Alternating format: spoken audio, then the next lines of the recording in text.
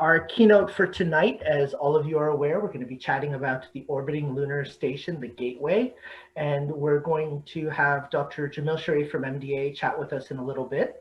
Before we do, I just want to introduce your panelists for today. My name is Kareem Jaffer. I'm the Public Events Coordinator here for RASC Montreal Center and the Astronomy Prof at John Abbott College.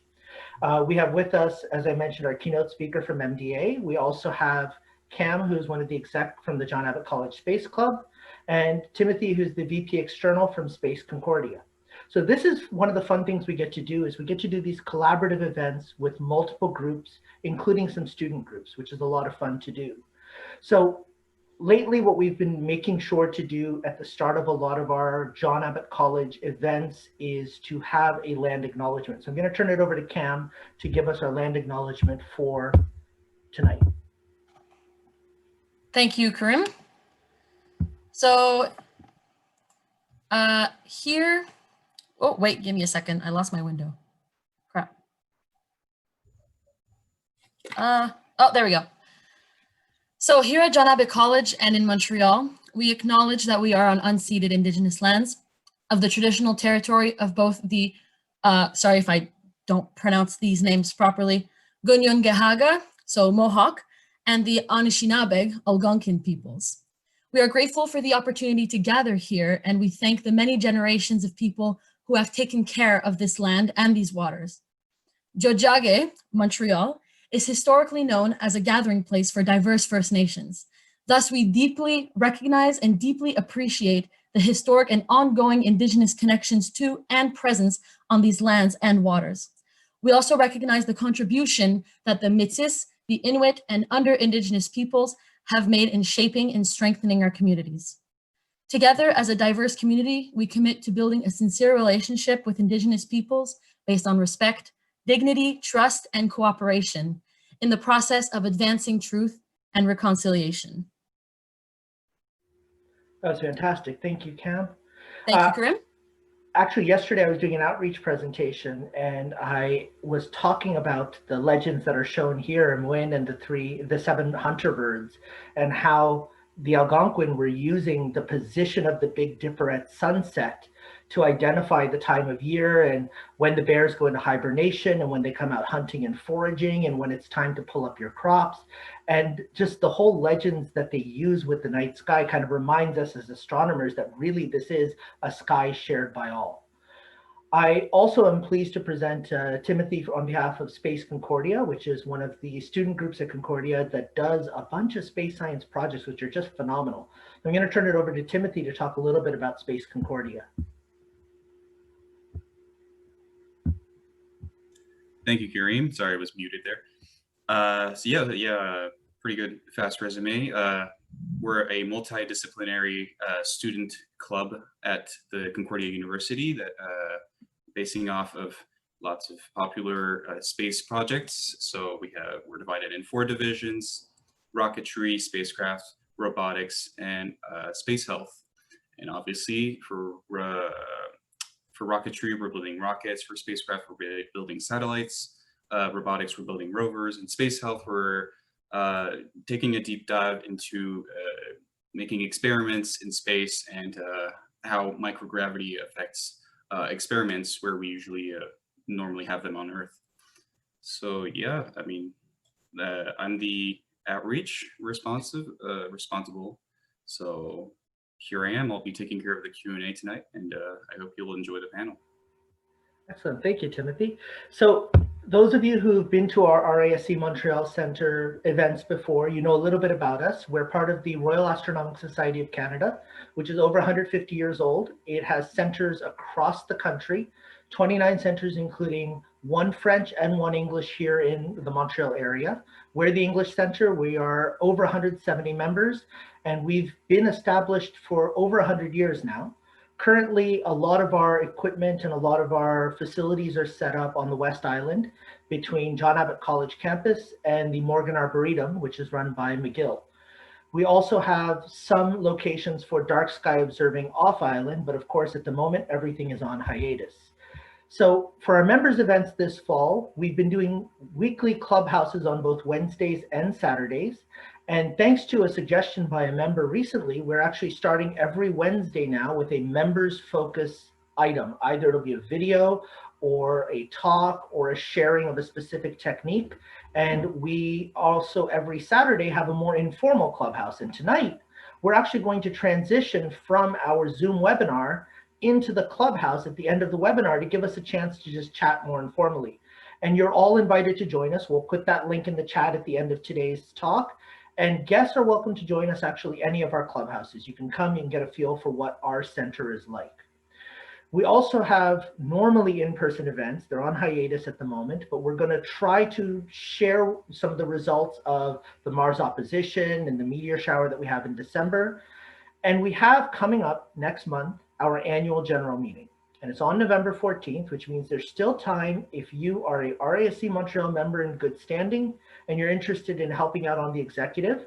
The most recent issue of Skyward showcased what each of the positions does, and you're welcome to put up your name as a nominee for one of the positions that's currently empty, or even run for one of the positions that has an incumbent in it. The more perspective we get, the more people we get volunteering, the richer our club becomes in terms of experiences, both for members and for public outreach.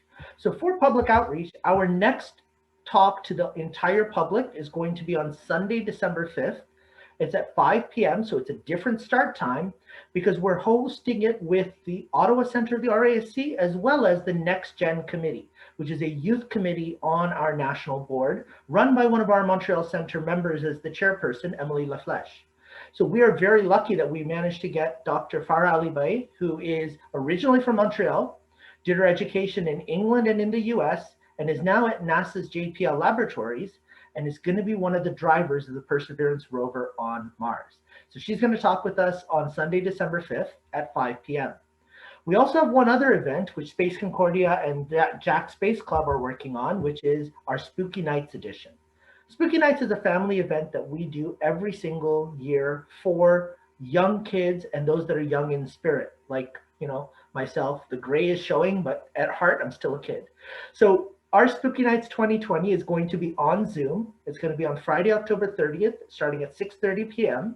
And there will be multiple activities hosted by both the John Abbott Space Club, as well as a story time by Space Concordia, and a special activity by the University of Guelph Physics Outreach Team.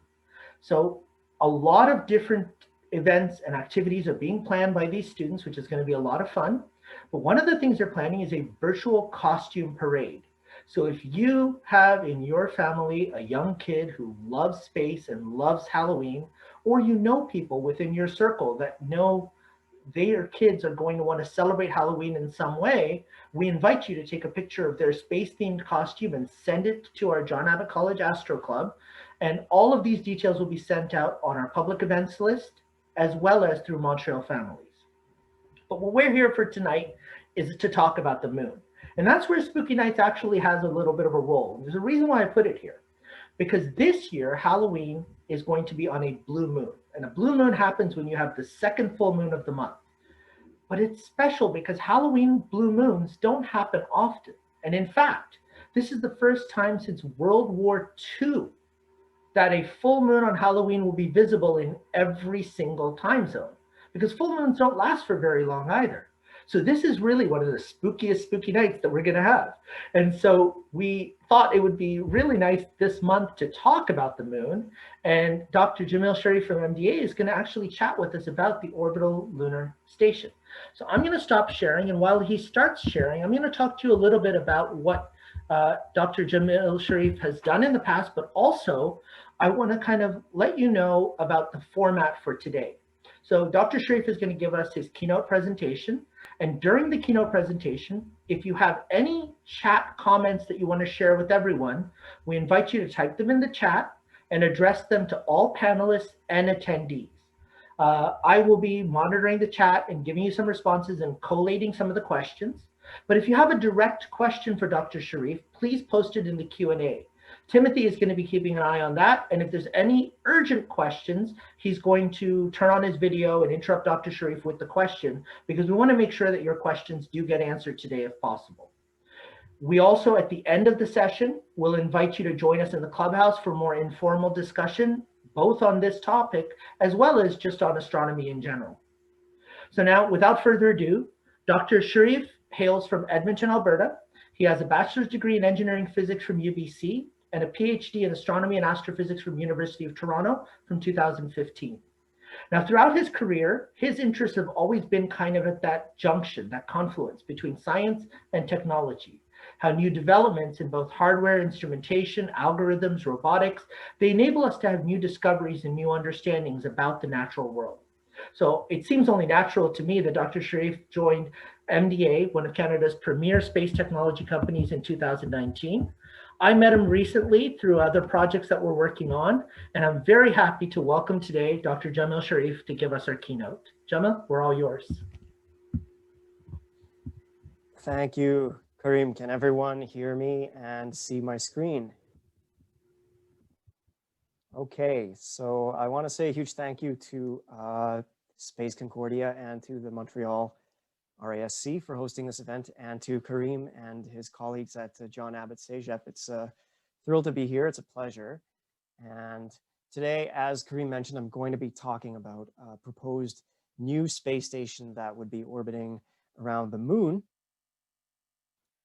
And I won't say too much about myself, but I just thought I'd give a little bit of an introduction. I, as Karim mentioned, did my bachelor's degree in engineering and then went on to do a PhD in astronomy and astrophysics. So I tend to think of myself first and foremost as a scientist. Here I am on January 1st, 2015, helping to launch an experiment that I had worked on with about a team of 30 or so other international collaborators called SPIDER. And it was a set of state-of-the-art telescopes intended to help us learn more about what happened in the very first few instants after the Big Bang. So I was a cosmologist, and you know, I really enjoy talking about that. So although today's topic is the moon, certainly during the Q&A, if people have any questions about that topic, I'm happy to touch upon it. So moving on, I thought today we would start with a little bit of discussion about Mars, because as you know, we are very close to the closest approach of Mars to Earth, the so-called opposition of Mars. And as you can see from this animation that's looping, you can focus on the orbits of Earth and Mars, and you can see that Earth, being on the inside track, is catching up to Mars, and right around here is at its period of closest approach. I think it may have actually been back on October 6th.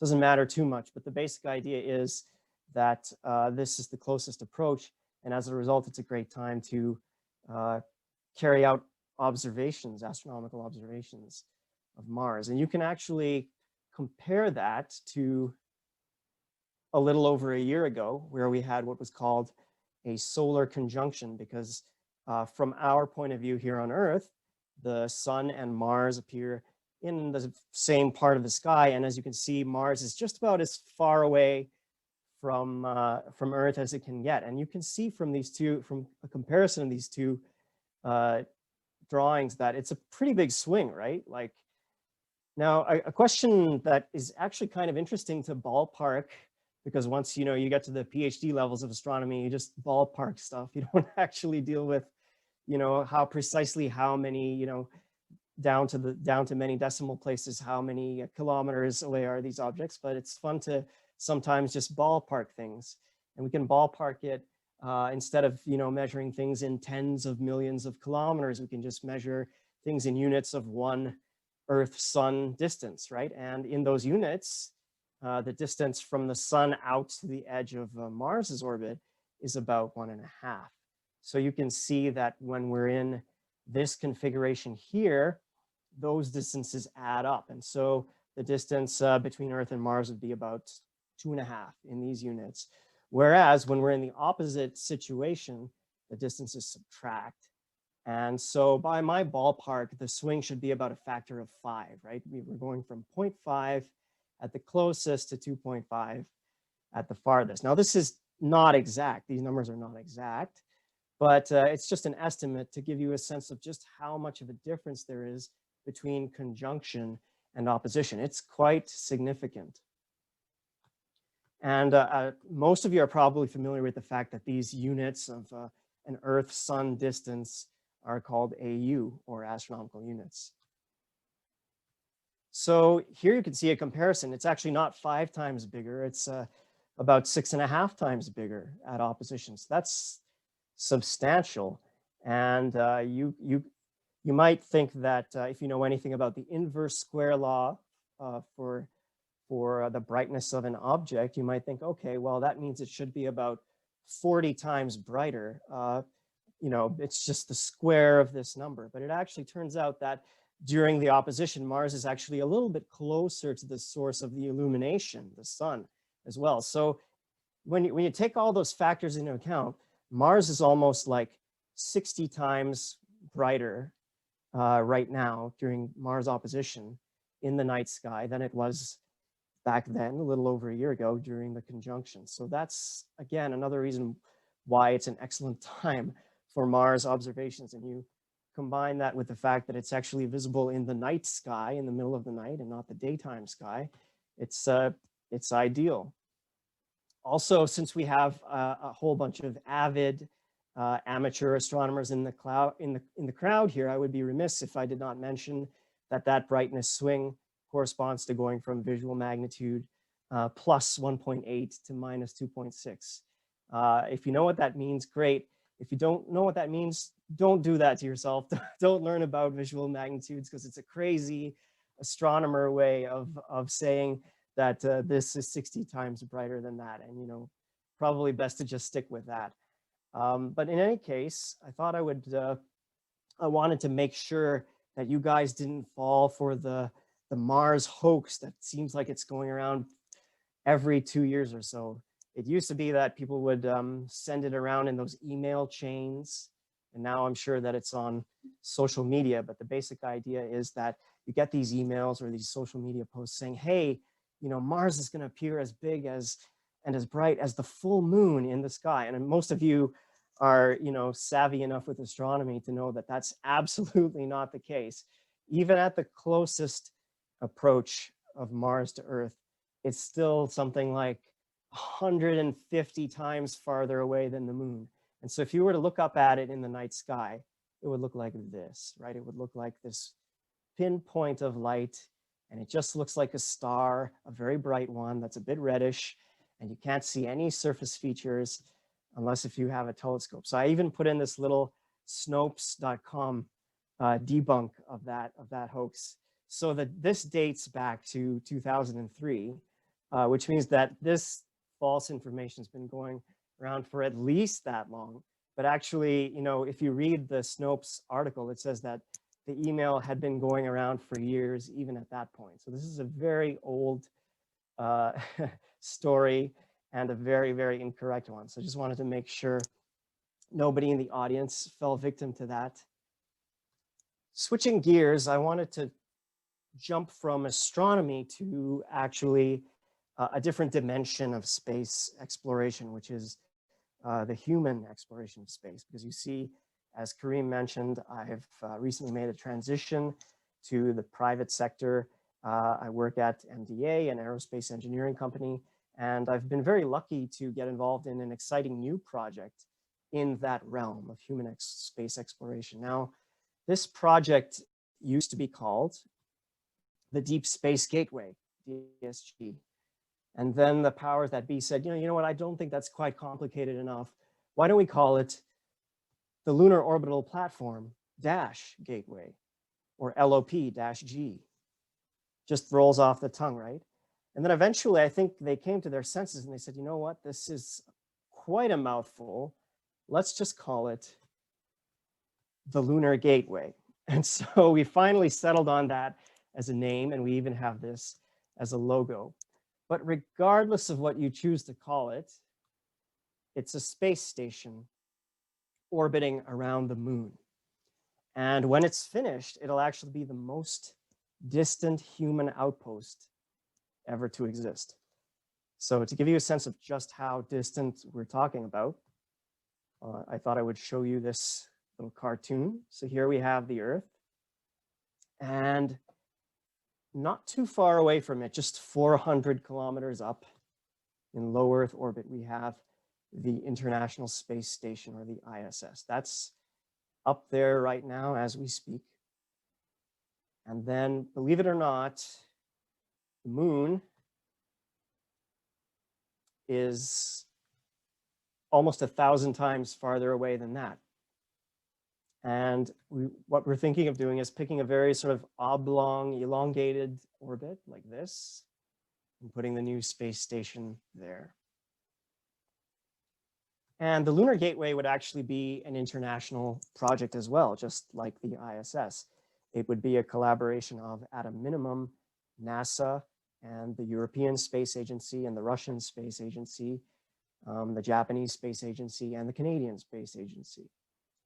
But unlike the ISS, it would not be quite so large. You can see from this side-by-side comparison here that the plan for the Gateway is for it to be a little bit smaller and more focused in terms of its goals.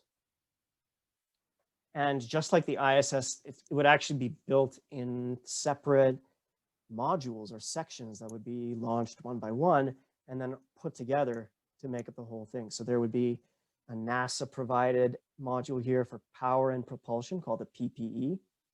And then there would also be a European Space Agency element called Esprit that would be used for communications and science and refueling. There would also be a couple of habitable modules that would be pressurized inside and that would be able to serve as habitats and workspaces for a crew, for astronauts. And from time to time, visiting vehicles would be able to come by and bring new supplies and new crew members for the Lunar Gateway. So this is an example here of the Orion spacecraft, which is under development at NASA right now. And I think that this actually highlights one of the key purposes of having the Gateway, is that with this space station serving as a permanent platform out there in deep space, relatively speaking, crew members could actually take Orion out for a spin and use the Gateway as a jumping off point for further and further forays out into deep space. So we can think of these as sort of practice runs for a human Mars mission, because you see right now on the ISS, astronauts are up there for typically about 6 months. And while they're there, they're in near constant communication with Earth. And they have pretty regular access to resupply of provisions, food and water. And if anything goes wrong, it's actually possible to bring an astronaut back down to Earth, usually within a 24-hour period. Contrast that now with a human mission to Mars. That could take up to 3 years round trip. And during that time, the astronauts would have limited and delayed communication with Earth, right?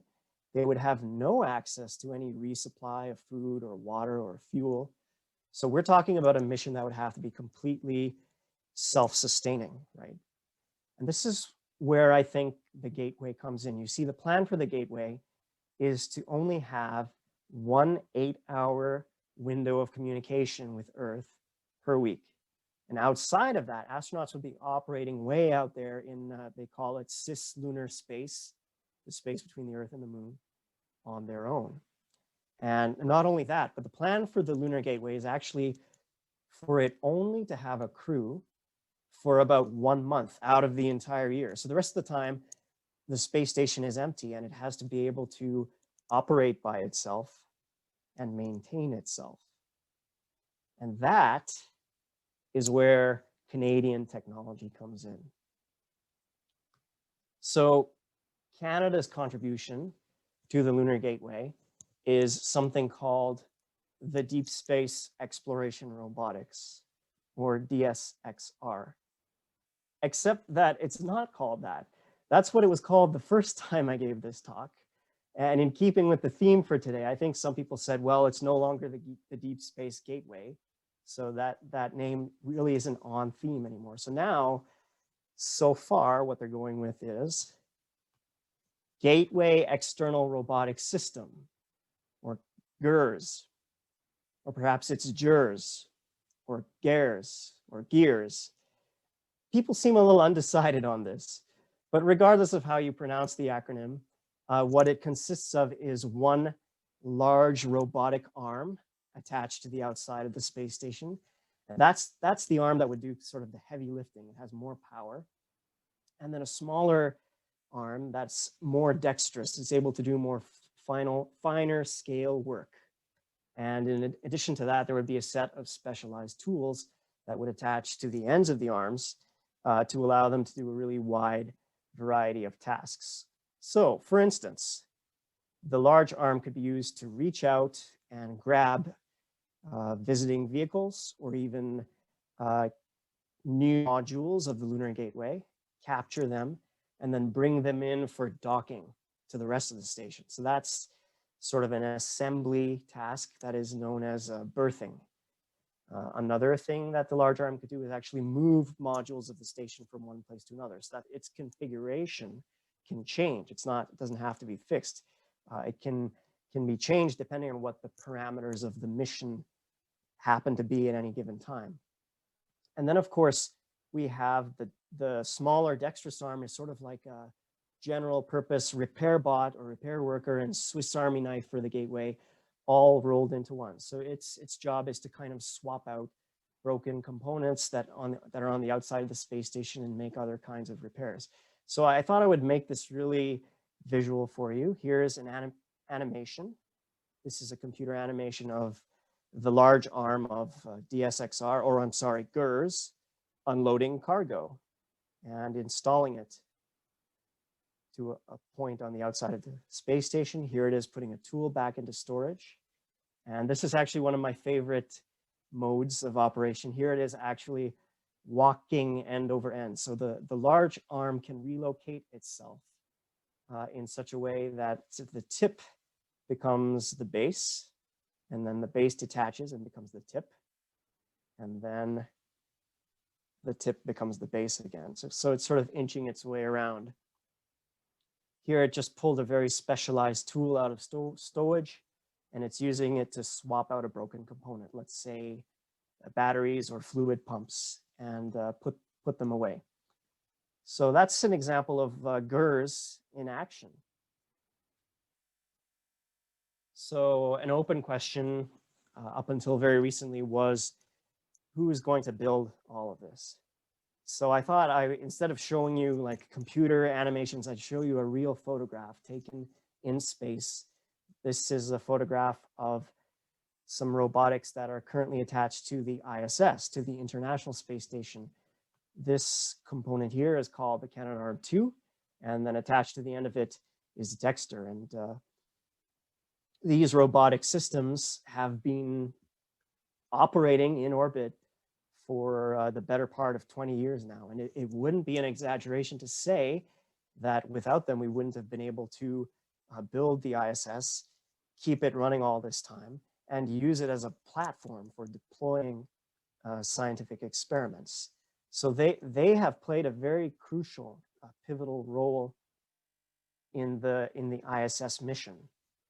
And as most of you probably know, Canadarm2 and Dexter were designed, assembled, and are operated by a Canadian aerospace engineering company called MDA. It really needs no introduction for this audience. That's the MDA logo right there.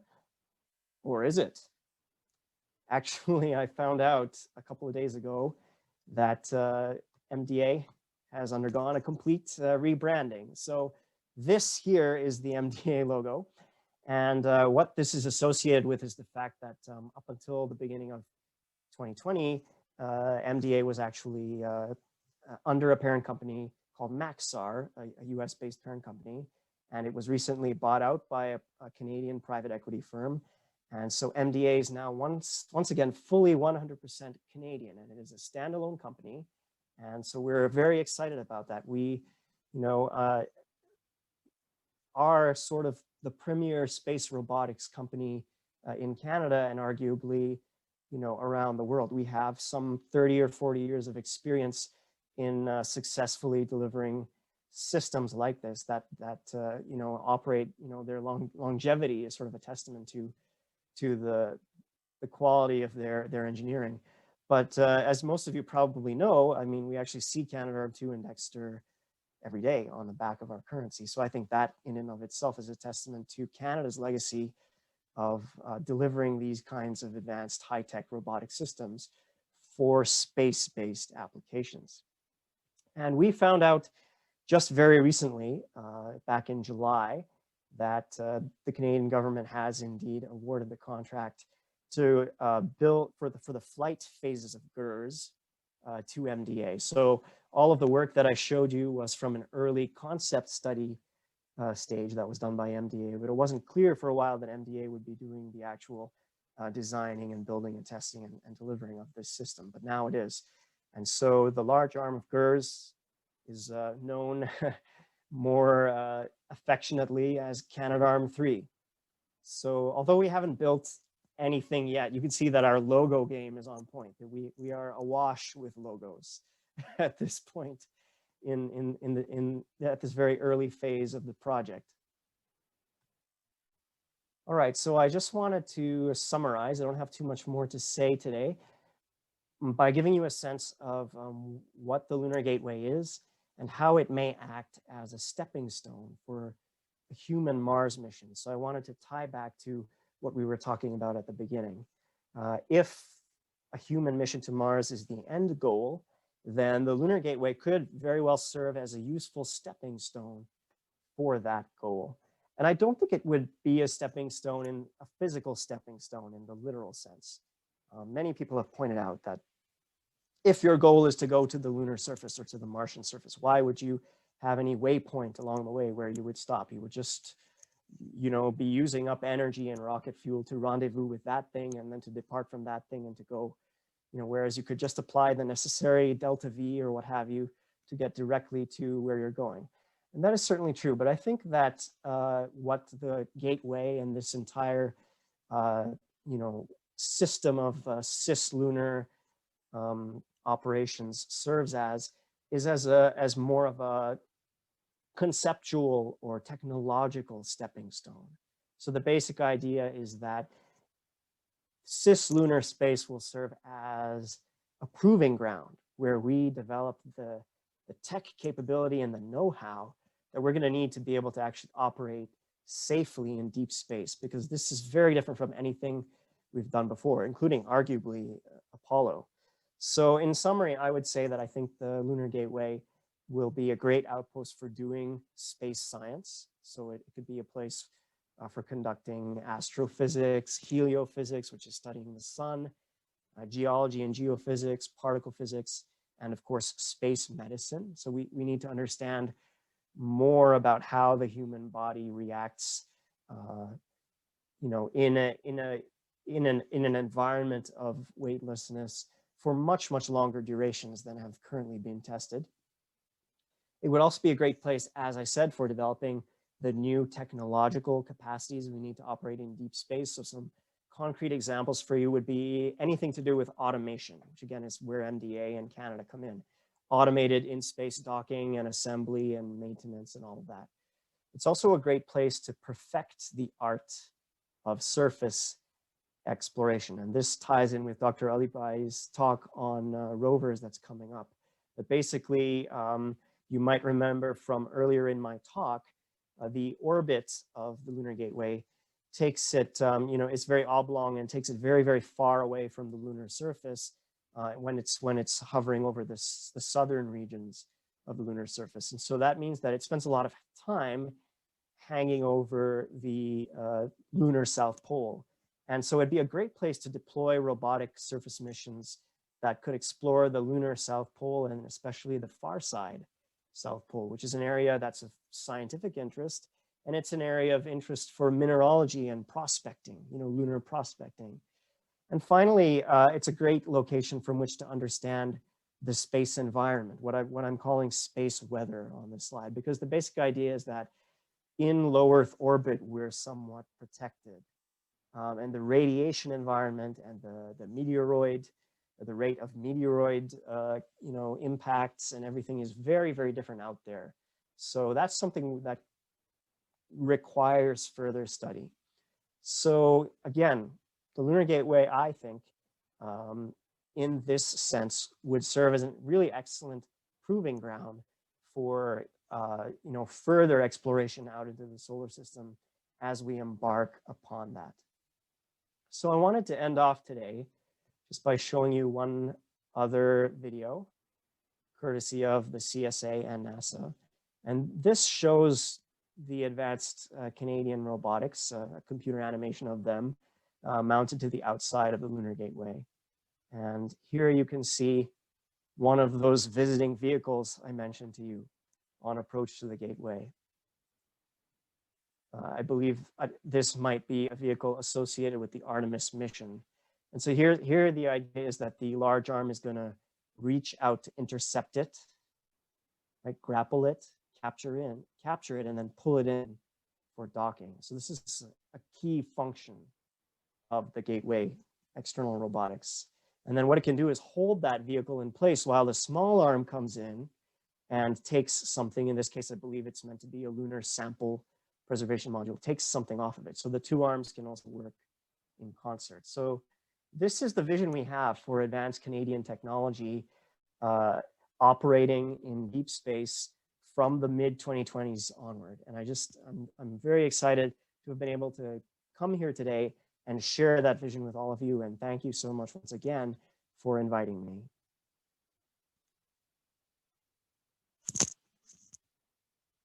All right, perfect. Thank you very much, Dr. Jamil Shariff. That was quite a presentation. So now for this part, I'll open the session to a Q&A. I'll bring up the questions that were asked during the presentation, and a lot of them were related to the construction of the station and how that was going to go about. So obviously, first question is, will it be constructed here on Earth or in lunar orbit? Right, yeah, that's a very good question. So I suppose it depends what you mean by constructed. The modules are being developed here on Earth. The first one that's scheduled to launch is that PP, the power and propulsion element. And that's actually based on an existing satellite bus design that Maxar, MDA's former parent company, has. So Maxar is providing the PPE. And the idea is that modules like that will be sent up either using NASA's Space Launch System, SLS, which is under development, or using commercial launch vehicles. And they will transit to, to cislunar space. And once they are there, of course, the act of connecting them all together to construct the station as a whole will have to be carried out, robotically in place, in situ. So yeah, the modules are being developed on Earth, but the modules will be put together to form the gateway one at a time as they arrive by the external robotics. Right, thank you. So with these modules being sent, my guess is that the Canada arm won't be sent first. As you said, it was the power module that was sent first. So how is the construction done before the Canada arm is sent? Yeah, that's a very good question. So basically, you're right. This system, GERS, is slated for later arrival, but the interfaces that are needed to make the modules compatible with the Canadian robotics are already under development. I've been working on them actually. And so we've provided our international partners with the information they need to install the necessary fixtures on the outside of their vehicles and spacecraft so that they will eventually be robotically compatible. But of course, before the arm is there, you need some other means of docking. And so like I said before, berthing is docking that's assisted by a robotic arm, a manipulator. But docking can also happen just like that, where the two vehicles using sensors can carry out station keeping and come in, and there's an international docking standard that they're all following. And so provided that they're compatible, they can also autonomously dock with each other. And so basically, obviously, that places extra requirements on the providers of those modules and spacecraft to be able to have an active docking system. And so if they don't want to do that, then once the robotic arm is there, they have the option of saying, no, you know what, you can do that for us and we won't have an active docking system installed. And so, yeah, those are basically the options. You know, there are various scenarios that could take place, yeah. Thank you. I'm going to keep it in the same theme. This time we're going to the physics aspect of it, and well, you're the expert here. So as we add more modules, the mass of the station will change. And will that affect the orbit in the lunar orbit? And if yes, what type of process will be used to correct that orbit? Right. So ideally, of course, the orbit, if you consider the station to just be a point mass and all of its mass is concentrated at a point, you know, the orbit only depends sort of on the parent body that is being orbited. But, you know, there are a lot of other, that's the high school physics answer. There are a lot of practicalities that come into play in terms of the actual shape of the station and where its center of gravity is, because the space stations tend to be big enough that you know, the moon or the earth or whatever, it doesn't pull on them, you know, they don't see even force, you know, at every point on them. So their center of gravity is a little bit different from their center of mass. And so what they do is they periodically have to sort of make station keeping adjustments where they fire rockets and they make sure that the station orientation is such that it won't be set into a spin because of these kinds of offsets that I was describing to you, right? And so, yeah, and also orbits have to be maintained, right, or changed. And so the PPE will have what's called solar electric propulsion, I believe, is what's planned for it, where it's ion thrust. And so the basic idea is that it will be able to do, and it and other thrusters will be able to do the sort of station keeping maneuvers that are needed to make sure that the gateway attitude, meaning its orientation, is always what we would like it to be. Right, we wouldn't want it to tumble, especially with that size, yeah. Mm-hmm. All right. Sorry, I have to apologize for the lighting being a little off here. Let me just see if I can. Well, I don't see anything. Yeah.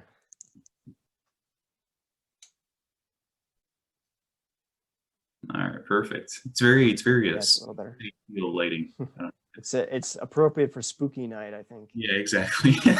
Yeah, so I'm a little early in that regard. All right, we've got another question. Will GERS be deep space capable? So with this testing on the lunar orbit project. Yeah, so basically, I guess I'm wondering slightly what you mean by deep space capable. Like, what we are doing right now is trying to understand the orbital environment in what we call cislunar space, in terms of what the temperature extremes that will be experienced will be, and the radiation environment. And as I mentioned before, the radiation environment in terms of you know, particles from the sun is much more intense than it is in low Earth orbit. And so we're taking all those parameters in as best as we know them and trying to design a system that can operate in that environment for 15 years.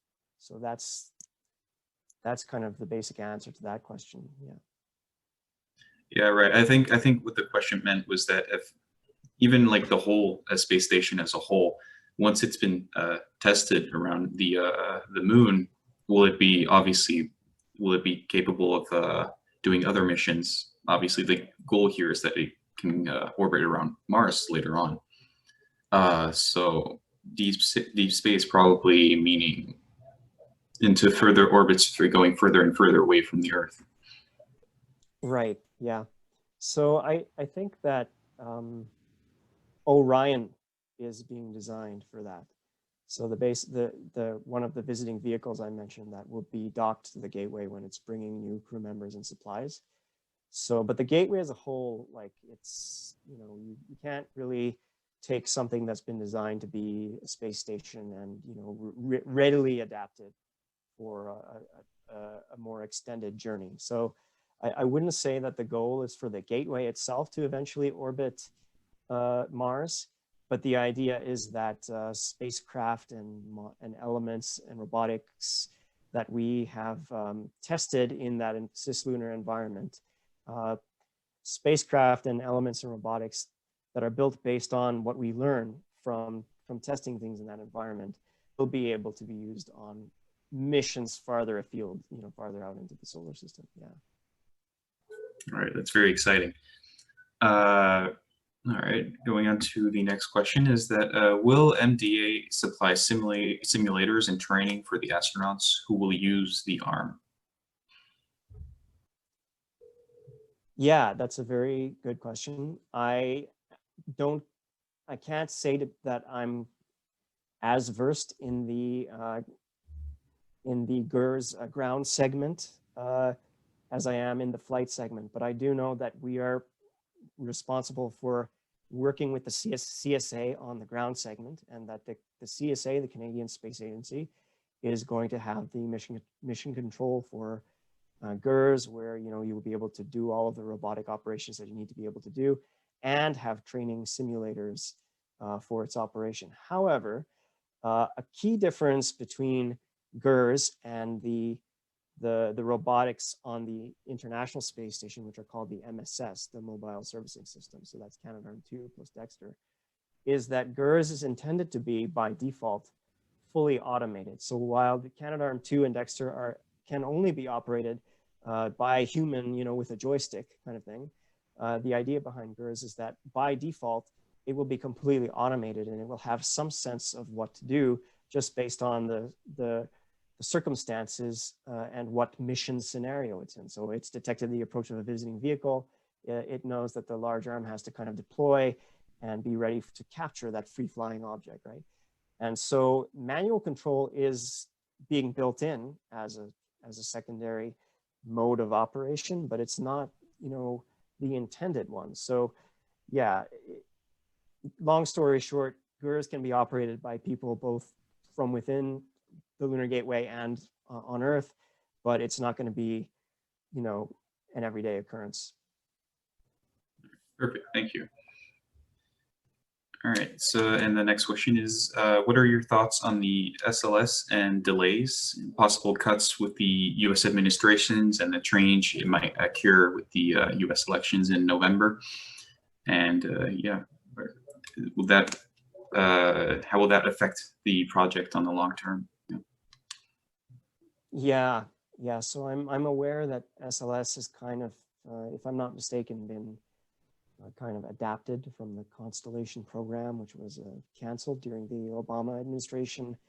And so, I understand that, that there have also been delays to that project. I can't claim to have been following the launch vehicle side of this as closely as the gateway and robotics side of it. But I will say that it's being built into the mission timeline and parameters, the option to use commercial launch vehicles as well. And so, our systems have to be designed for the launch environment, as a payload in the rocket, not just for SLS, but potentially for SpaceX launchers and other commercial launch vehicles, Blue Origins. So as far as the effect of the US administration and its state on these missions, I will say that things have been in flux because of that. There has been a lot of uncertainty. And it was initially thought that the Artemis mission, which is the plan to return human astronauts to the surface of the moon, would be coupled with Gateway. So there would be a sort of stack up of vehicles one of them called the Lunar Ascent element, and then a lander. And, a stack up of 3 vehicles that would be docked with Gateway and then would be able to travel from there to the lunar surface. And the last thing I heard about this was that actually the 2 missions had been decoupled. And so Gateway would no longer be a necessary condition for Artemis. So instead, I think Artemis would be carried out in much the same way that Apollo was. And the reason for that was because there simply wasn't budget to fund both. And so it was sort of like, we can do these serially if you want them both to happen.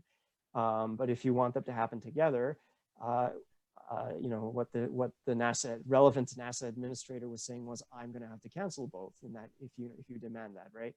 So, and then of course, if there is a change of administration, I think that I can't predict what they will prioritize.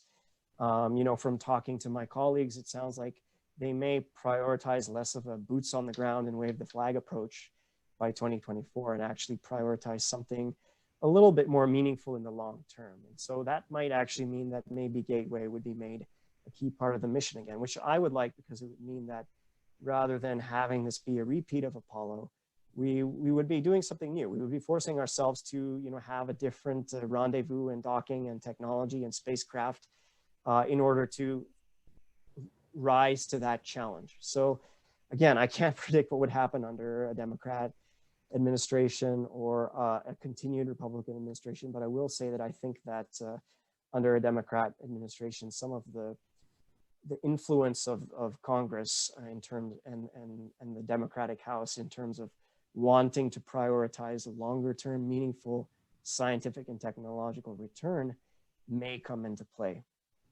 That's just my personal opinion based on what I've read. That those are not the views of any official organization or anything, but that's just what I've been able to kind of glean from talking to people and reading about it. Yeah, right. Yeah, I mean, as an American, I've been following up on everything. It's quite been a tumbling journey. So yeah, I can relate. Yeah. So yeah, moving on to the next question is that hopefully, I don't know if the stat you have under your sleeve, but I think it would be very interesting, is that how many EVA hours has Dexter saved? Oh, I wish I had that stat. You know, that is something that was just emailed out. But yeah, I can tell you that because I did an analysis of this. You know, we have grapple fixtures on the station that are the sort of mechanical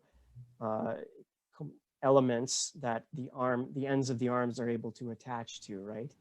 And I did an analysis of this, and the most used grapple fixture has been used by either the large the end of Canadarm2 or the equivalent end of Dexter, something like 500 times, right, over the last since April of 2001, I want to say. So I can't give you a number of hours, but I can give you a number of maximum number of robotic operations for the busiest place on the station, the most grappled onto place on the station. It's about 500 times, yeah. Wow, that's pretty amazing. All right.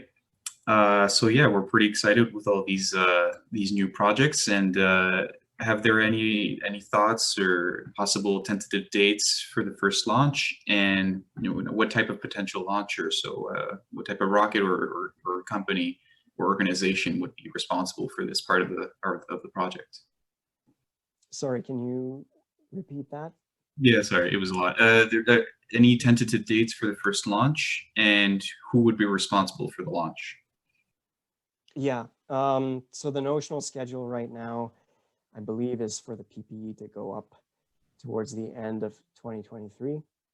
And then there's another module called Halo. It's a logistics module that's supposed to follow that up within a year or so. So now, as you probably remember from the early days of the ISS, these things tend to slip. So I'm not, you know, convinced that that's necessarily going to be the exact timeline, but it's the one that we're aspiring to right now. All right, with COVID and everything, it's probably making things a lot harder than they should be. So yeah. Yeah. Mm-hmm. All right, we got another question. I'm curious to hear about the technical difficulties associated with the interim walk on Canadarm3. Has something similar been attempted before, and what are the challenges in making this work? Yeah, okay, that's an excellent question. So Canadarm2 can translate around the ISS by that exact mechanism. It can walk end over end. It is a dual-ended manipulator.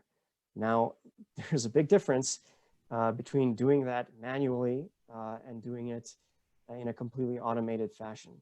So I would say that one of the key challenges is for the grappling to be automated. What it means is that there has to be some element of what we call machine vision involved, which is a sort of an application of AI. So right now, the end of Canadarm2, the end of it, the tool end of it is called the end effector, the latching end effector, and it has a set of cameras that sort of allow it to see, in a sense, what's in its vicinity. The same thing would be true with the Canadarm3, but the demands on that vision system would be higher because it would need to be able to hone in on a very specific target that would be installed to the grapple fixture and, you know, have a sense of its orientation relative to that based on the visual feedback it was getting. So that's, automating that whole procedure of grappling and removing the misalignments between the fixture and the end effector so that they can actually grapple is very challenging. And then there are some other engineering challenges associated with the fact that, the tip becomes the end, right? And so from a network communication standpoint, every single location that the arm mounts to has to be able to exchange data with the arm with either end. And so that just adds a little bit of complexity to the engineering challenge. But again, it's something that has been, we have much more than a proof of concept for it. We've achieved it in a less automated way on the ISS. All right, perfect. Someone else had asked that these features are very interesting, but what were the main differences between Canadarm 2 and 3? Between 2 and 3? Yep. So yeah, so 3 is the one that's under development and planned to be in use on the Gateway. It's, I believe it's a slightly lighter manipulator. It's still going to be about 8.5 or so meters long, the large arm. The smaller dexterous arm is different, and it is more in line with what would serve the needs of commercial space applications. Say you wanted to do automated satellite refueling or servicing, right? There's a lot of synergy between the needs of the Gateway mission and its dexterous manipulator and commercial needs. So that's cool. Yeah, other than that, the main difference, as I mentioned several times already, between Canadarm2 and Canadarm3 is automation. And there is also a desire to just streamline everything, have lower mass, lower volume, smaller size of the grapple fixtures. So that is something, that would be a goal for the project, right? As well. Okay, perfect. Thank you. Another one of the questions that have popped up recently is the purpose of the elliptical orbit. So you mentioned that one of the purposes was that we would have a great point of observation of the south pole of the moon. Are there any other reasons or purposes for this type of orbit? Right. Yes, this is what's called near rectilinear halo orbit, if you want the technical term, NRHO.